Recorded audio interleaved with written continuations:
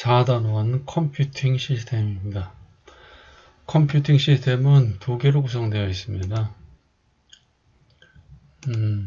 제일 첫 번째 운영체제와 네트워크, 그 다음에 피지컬 컴퓨팅. 그래서 피지컬 컴퓨팅은 요거는 이제 실습을 해야 되고, 그래서 교과서 진도는 요거만 하는 것으로 하겠습니다. 자, 넘어갑시다.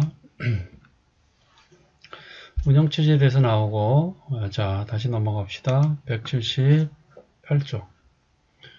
178쪽 운영체제의 개념에 대해서 보도록 합시다.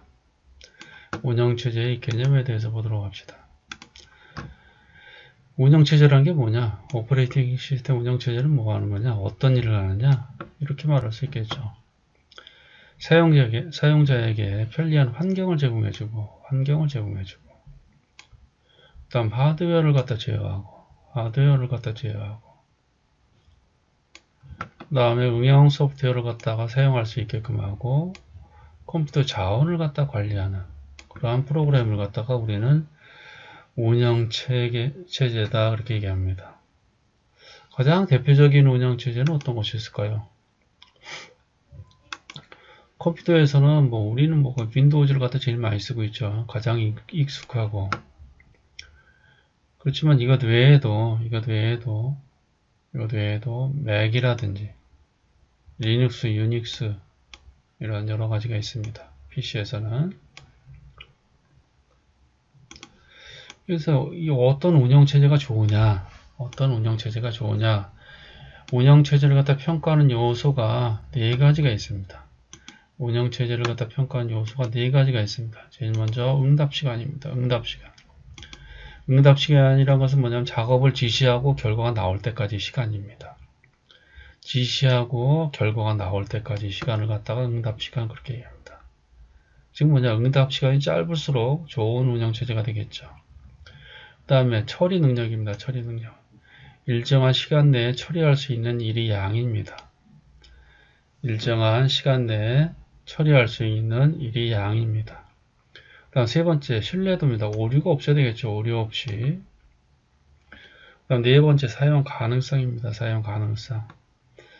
한정된 자원을 갖다가 여러 사람이, 여형 사용자가 요구했을 때 신속하게 지원해 줄 수 있는 정도. 그러니까 우리가 사용하고 있는 PC 같은 경우에는 클라이언트를 갖다가 한 10대 정도 받을 수가 있죠. 우리가 사용하고 있는 PC를 서버로 활용했을 때 10대 정도의 클라이언트를 갖다 받을 수 있겠죠.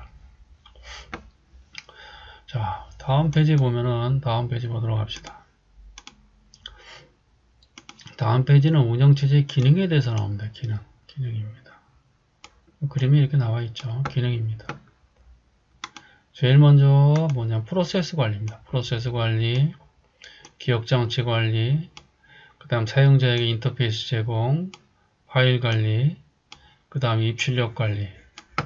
이것 말고도 또 얘기할 수 있는 것은 뭐냐면 네트워크 관리가 있어요. 네트워크 관리.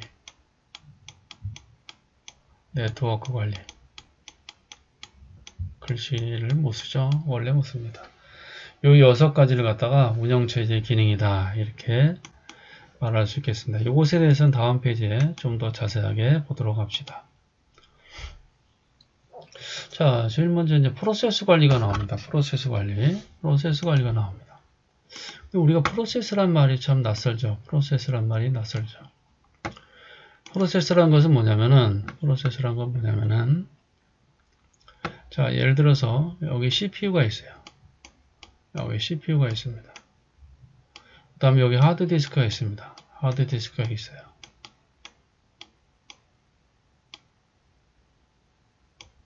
하드디스크 드라이브에서 HDD가 있습니다. CPU는 일을 하는 곳입니다. 얘는 일을 하고, 얘는 일을 하죠.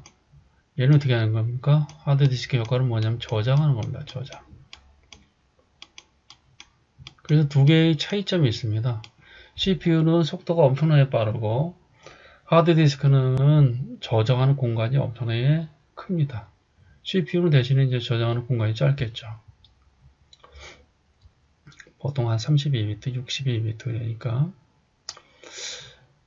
근데 두 개의 결정적인 차이가 뭐냐면 CPU하고 하드디스크는 속도 차이입니다. 속도 차이가 엄청나게 납니다. 보통 뭐 얘기하는 건 뭐 1000배 그렇게 얘기하는데 그 정도로 차이가 납니다. 그러니까 CPU는 맨날 일을 다 하고 놀죠. 컴퓨터를 설계하는 사람 책상 위에 이렇게 써져 있죠. 어떻게 하면 CPU를 놀리지 않을까? 그 정도로 CPU는 일이 빠릅니다.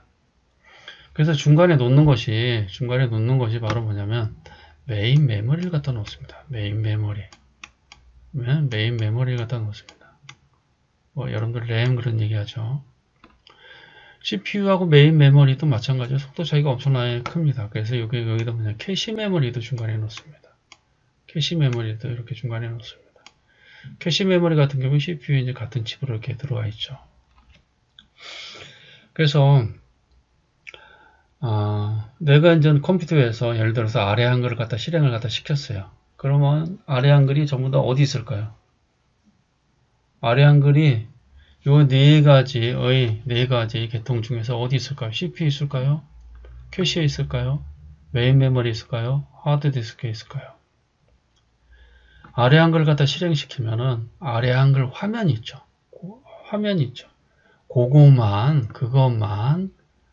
여기 메인 메모리에 올라옵니다. 요 메인 메모리에 올라옵니다. 나머지는 전부 다 아직까지 명령어들이 전부 다 하드디스크에 있습니다. 근데 내가 아래 한글에다가 양천고등학교라고 쳤어요. 양천고등학교 치잖아요. 이건 저장이 안 됐기 때문에 아직까지도 얘는 메인 메모리에 있는 거죠. 저장하기 전까지는 메인 메모리에 있는 겁니다. 양천고등학교를 치고 블록을 씌웠습니다. 진하게 하려고 해요. 진하게라는 명령어가 필요하죠. 그죠? 진하게 하는 명령어가 필요한데 그 진하게라는 명령어가 어디 있냐면 여기 하드디스크에 있습니다. 하드디스크에 있습니다. 여기 하드디스크에 있습니다.